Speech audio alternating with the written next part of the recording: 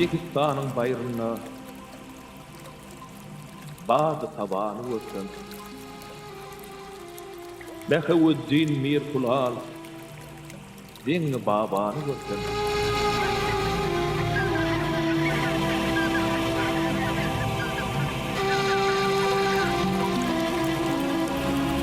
Nağlayı arşa täşdir, adı elimi paşdır. İki cahan mätäşdir, Arap divanı görsem.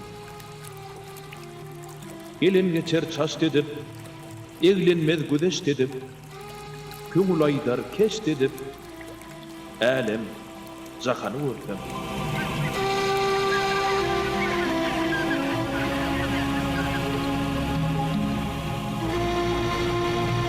Kadir kimin çöllerde, Aliyat kimin köllerde, Kovut kimin dağlarda, Yağşı yamanı görsem. Yokurdu Hindistani, arkada Türkistani, Övülyalı Rummani, ol Rumistanı görsem.